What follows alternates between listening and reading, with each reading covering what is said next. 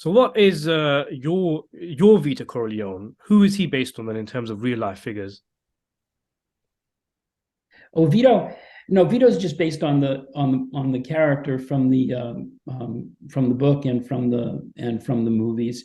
There's a lot of speculation about who Puzo was thinking of in Mhm. creating Vito. The Colombo family comes is talked about a lot. But I don't know. I think Puzo said that he had pretty much invented this character as a sort of prototypical Godfather figure. Um, but I wasn't thinking of anybody out of real life history. I had Vito. I had the Vito that Puzo had created, and that's who I was thinking of. Well, that's interesting because a lot of people think that maybe he's supposed to be like a kind of fictional version of Charlie Luciano or some of these kind of early 1930s gangsters, but it was none of that. Then you didn't have him being based on some kind of real life figure. Then No, because Puzo did that for me. If there's any basing on a real life figure, that was Puzo's doing. I had the character that he created, and that was my Vito. Vito was Mario Puzo's Vito, right. and Mario Puzo's Vito might have been based on a criminal figure, but actually, I don't think so. From what I've read, I think he's a sort of compounded Italian patriarch figure, which is why Puzo loved him. I think it's why lots of Italians who read the books like him, because Vito is portrayed as a kind of typical Italian patriarch, the guy, the family head. And it's hard, I come from a big Italian family, and I had lots of uncles who reminded me of characters like Vito, but they weren't killers, and that's the big difference. So you could love them, but in the case of the Corleone family, I think it's important to recognize that they were criminals and murderers, and to look at the sources of that evil and the consequences of it. Which again, in the movies and in the book, the consequences are the corruption and the destruction of the family. Mm. So Puzo knew what he was doing. But he kind of loved Vito a little more than I think he should have. Yeah, I think you do. You can get that kind of sense from the novel. Did you have any plots or any things that happened in the Family Corleone that maybe you took out or you changed? Could there have been, say, maybe like something huge, like the death of Tom Hagen's father, or anything really in the book that you kind of left on the cutting room floor, or anything in the original scripts that you had where you thought, I'm not going to use that. I can't think of anything. I pretty much used everything in those 40 pages that I had of screenplay. Everything is worked in, and there's maybe 2 or 3 pages that are actually Puzo's writing, actually come from the screenplay itself. So I used everything I could, and the Puzo family gave me leeway to write whatever I wanted to write. So they didn't ask me to take anything out or to change anything. And I can't think of anything that I wanted to put in. Well, there wasn't anything that I wanted to put in that I didn't get to put in. All right, let's see. Who's your favorite character to write for? My favorite characters in the Family Corleone. Yeah, as in, who did you enjoy writing? Who kind of stuck out for you? Well, I really enjoyed writing Luca. I don't know. It may be something. I don't know that I should own up to that, but I really did enjoy writing Luca Brasi, and just diving into that kind of twistedness, that kind of darkness. Um, um, and then, I mean, I didn't. I hope I didn't valorize it. I hope I didn't. I hope I didn't. I hope I made him seem as bad as he is. But it's more fun to write Satan than it is to write God. Hmm. That's just the way things are. Makes sense, yeah. So obviously you mentioned it being written in mind with maybe say a movie. If it was announced, in a couple of months that Paramount had decided to make a Godfather Part IV, and they were using the Family Corleone as the basis. How would that make you feel? Would you be happy with that?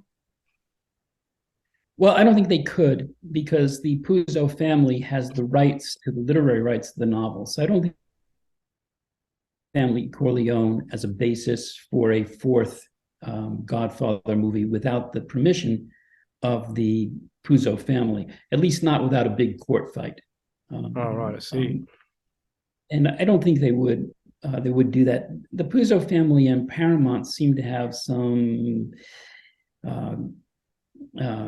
antithesis, and antipathy between them because I don't they you remember Paramount sued to keep the book from being published because they claimed that they own all the rights to the literary characters also, but they lost that case, and Grand Central published the novel. So until somebody at Paramount decides that they can make a lot of money by making the Family Corleone as a movie, I don't think that's gonna happen. Right, I see. I mean, if it did happen, I don't suppose you have any actors in mind in your head of who would play who in your novel. Did you envisage certain actors' faces when you were writing the novel, maybe? No, what I did know is that would be the hardest part of making the movie because there hardly ever been a more brilliant ensemble than there was for the making of the family, for the making of The Godfather. I mean, those actors are just all of them. Every single one of them were great actors. From John Cazale and De Niro and Pacino and Duvall. What a cast! What an amazing cast for a movie. So I don't know. It would be a real challenge to find actors who could live up to the original ones. But there are tons of good actors around, and I think they probably could find a good cast.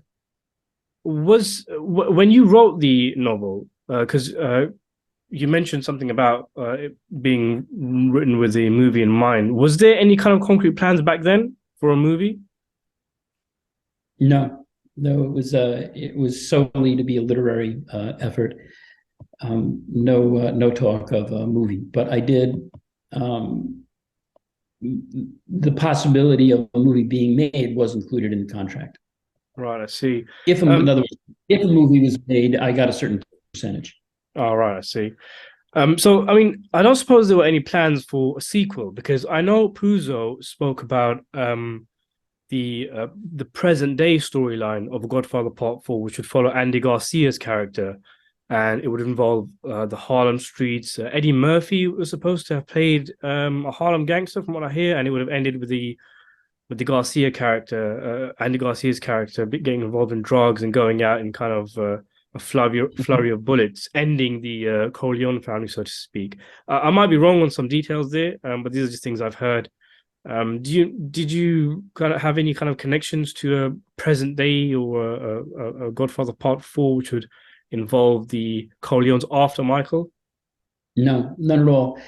I think writing a sequel to The Godfather is a much more difficult task than I had in writing a prequel. What makes The Godfather great are those characters, the Sonny and Vito and all of the Clemenza, all of those guys, but they were all dead by the time the movies are over. So you've got it's really like you haven't got the stuff that made the books and the movies great to work with in any sequel. You've got to create new characters, and it's hard to match what was done in The Godfather. Much easier, I think, much easier task to write a prequel because I still had all those great characters to work with. That makes sense, yeah. So going back to Mark Weingarten's novel, I mean, I'm throw this back in my face if this is a disrespectful question, but did you read his works? And what did you think of his two novels? Did they factor into your work? No, there was nothing in them. Again, because they were sequels. He wasn't dealing with any of my characters. He had some flashbacks, Yes, they did actually cross over a few times, didn't they? Because I think he also did the Tom Hagen being taken in by the family, Mhm. and a few other things here and there, which were I remember reading it in The Godfather Returns or The Godfather Revenge, and then reading The Family Corleone, and oh, this has been done by the other books as well. So that was quite interesting there. So there was no kind of decision making in The Family Corleone that you did that were influenced by Mark Weingartner's works. No, none at all. I read everything in preparing for this novel and researching. I read every single one of Puzo's novels, everything he'd ever written. And then I read a lot of crime novels from the era. I watched a lot of movies from the era, and of course, I watched the Godfather movies 100 times, in writing the book. But Mark had gone off in another direction in his books, and they were just different kinds of books, and the tone and the feeling of them was not what I wanted. So there wasn't, I wanted to stay away from the kind of direction that Mark took in my book. So yeah, there's no connection between the two of them. Oh, that's interesting. I have to be honest. As a reader, I wasn't really a big fan of the Godfather Revenge and the Godfather Returns, and part of it was that the characters didn't seem to me like the same characters who were in the films and in the original novel, which, but coincidentally, was one of the best things about the Family Corleone, I thought. Um, but yeah, so I don't really think I've got any more questions left. I don't suppose there's anything you wanted to say or anything about the Family Corleone that you wanted to get out there and you wanted fans to know about. No, not really, except for that thing about Sonny Santino, that I probably should have had Vito call him only Santino throughout the novel, but Puzo himself does have Vito call him Sonny at some point. So I don't feel like it was a major error. So you were called out for that, were you? Oh, so many times. It's what so many fans have gotten in touch with me about, to say, Vito never calls Santino Sonny. I've probably gotten 50 emails from people about that. So mea culpa. I'm sorry for calling him Sonny, but it's not completely out of the range of possibilities, since again, Vito does call him Sonny at one point in the novel.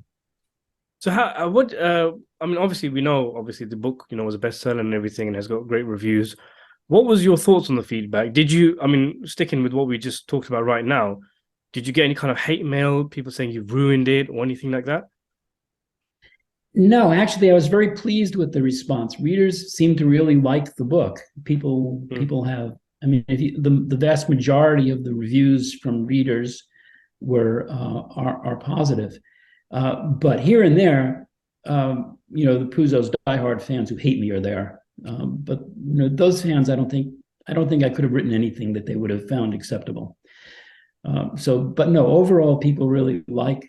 If you look at the responses on Goodreads or on Amazon, or read the reviews, I think overall people liked the book. I mean, even me, when I became aware that there was a prequel to The Godfather, I was like, oh no, please no, Yeah. a prequel to The Godfather. What? That's just you can, they're remaking Casablanca. They did Ben Hur. They all no, you can't do a prequel for The Godfather. But then I read it and I was like, wow, that was actually really good. Thanks. Thank you. Yeah, I think a lot of people went into reading the book with that kind of prejudice, because in general, books that are written by authors other than the original author are not usually very good. And people kind of are programmed or ready to sort of not like those books. And a number of even the reviews sort of begrudgingly liked the Family Corleone. Like one review, Newsday review, said, "Well, I like this book, but it shouldn't have been written." You know, it's like, uh, I don't know. Again, I had never written a crime novel, a straight up crime novel, nor had I ever written a book under contract. So it was all pretty new to me. And I enjoyed the whole process. I liked writing this book, and I like writing a book that has so many fans all over the world. I get emails from all over the place, and I've enjoyed that part of the whole experience of writing the Family Corleone. Is it a world that there's a chance where maybe you might dive back into again? Well, not unless somebody asks me to. It's like the Puzo family owns all the rights for the literary story, and the Paramount owns all of the film rights. So I kind of suspect that one of these days Paramount's going to figure out that they've got a blockbuster movie in the Family Corleone. Fans write me all the time saying they wish the movie were made. So I think at some point Paramount may actually make this movie, but I don't know when that'll happen. And I'd love to write the screenplay for it if that were possible, since I wrote the book with the idea of the screenplay in mind. But that was 2012. I've written 3 novels since then, and I'm working on a new novel now. So I keep working, but I would go back to the Family Corleone if there were into the Puzo story under the right circumstances. Would you want Francis Ford Coppola to direct? He's a genius. Yeah. I think he's a brilliant artist, and I would be thrilled to see him direct a movie like The Family Corleone. I think he'd be brilliant at it. Yeah. So have you or been his daughter? Oh, Sophia. Yeah, I have heard Also her name being thrown Sophia's into the mix. Yeah. So, have you been keeping up then with some, bits and bobs that have come out with regards to the Godfather? Obviously, it had its 50th anniversary, and there was, a new box set that came out and all of that kind of stuff. You had Coppola releasing The Death of Michael Corleone, a recut version of The Godfather Part IV. There's also a TV show. It was on Paramount Plus, so I don't think you call it a TV show, streaming show, whatever you call it. 10-episode show called The Offer, which was the making of The Godfather. Don't know if you've seen it. Seen that? No, I haven't, but I heard it was good. Have you seen it? I have seen it. I thought it was basically. I probably went into it expecting something else. As like a hardcore kind of fanatic of The Godfather. I probably went in, expecting all nitty gritty details, the walls, the studios and the actors and Pacino almost getting fired and all that kind of stuff. A lot of that was in there, but I think it was just the tone. It kind of caught me off guard because it's quite a fun TV show. There's a lot of humor. There's a lightness to it, a weightlessness to it, which kind of threw me initially, but it is good. It's worth watching. There was also an article I read a while back where a representative from Paramount Pictures did mention they were looking to make. Maybe they were talking about The Offer, but they were talking about going back into the world of The Godfather. But this was a few years ago, so it might have actually been The Offer, and I'm just talking about nothing. But I know there is a movie coming out or planned by Barry Levinson. I know he's currently filming a gangster film with Robert De Niro called Wise Guys, but he's supposed to be making a making of The Godfather, where Francis Ford Coppola will be played by the name's just gone out of my head, but the guy who's in a Most Violent Year, and he was in the recent Star Wars films as well. Yeah, I know what you're talking about. I can't think of his name either. It's literally just gone out of my head. He's such a famous actor. If you know who I'm talking about, you know who I'm talking about.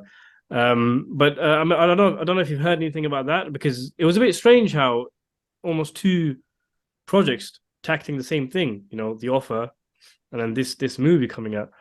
Yeah, they sound very similar. No, I haven't heard anything about them. But I don't know why they want to make movies about the making of The Godfather. Again, it's baffling to me that they don't want to make The Family Corleone. I think it would make a terrific movie or a terrific series. And I have to guess it has something to do with antipathy between the Puzo family and Paramount. That's my guess, is why it's never happened, because they did sue to keep the book from being published. So perhaps maybe that is keeping them from making the film. But I wrote the book for translation to film, and I think it would make a good movie, and I would love to see Paramount do it. And I would love to write the screenplay, but that's up to Paramount. They have to make that choice. I wonder if there's an element of obviously, beside the potential legal issues, whether there's a kind of fear about treading into that territory, because you've had the two films which are considered classics, and then the third film, which a lot of people don't like it, and then where it's almost like this is a titanic undertaking to make a fourth Godfather film or a Godfather prequel or Godfather TV show, and maybe they're just too scared to go down that road just yet. Maybe they're teasing the waters with making of the Godfathers until they get to an actual Godfather project. Well, worrying about the integrity of the former movies has never stopped studios before, so I don't know why it would stop them this time. And I think if they read, anybody who reads the books, they should be able to see that there's a good film there. But I hear what you're saying. It's tough to compete with what are widely considered two of the best movies ever made, in Godfather 1 and 2. On that, what did you think of the third film? I thought it was a good film. I just thought it's impossible to compete with 1 and 2. 1 and 2 are essentially the whole story. But by the end of 2, Michael's corruption is complete when he closes that door on the death of Fredo. It's brilliant. It's just stunning. The two movies are. Francis Ford Coppola was brilliant in them. So I don't think there was really room for The Godfather 3 that wasn't an entirely different story. And I think The Godfather 3 was kind of an entirely different story. It was no longer about Michael's final corruption. He's already been there. His corruption is complete by the end of 2. So 3 I think it's good, interesting, fun, enjoyable movie. I just don't think it is as good as 1 and 2. Yeah, I mean, that pretty much seems to be the general consensus, really. It is a good movie, especially if you watch it today, with the amount of things that come out these days, which are of such substandard quality, in the mainstream cinema. You watch a film like The Godfather Part 3 and you think that's actually a good movie. It's just that compared to the first two, that's its main issue. How do you live up to that? Right. And that was partly what the issue was with the Family Corleone. How does this live up to The Godfather? And yet, honestly, I generally believe it does so. I do think of it as a companion piece to the first novel, and it really does work. There's a kind of connection, a kind of fluidity between the two novels. Yeah, I mean, I'm proud of the novel. It was a fairly daunting task to undertake, and it came out well. I may not sound very humble here, but I think No, even that's interesting because there's authors who think, oh, maybe I should have done something differently, or if I wrote it today, I'll do something else, or I'll change this. But you're completely happy then with the Family Corleone. There's nothing apart from the Sonny thing. Apart from the Sonny thing, right?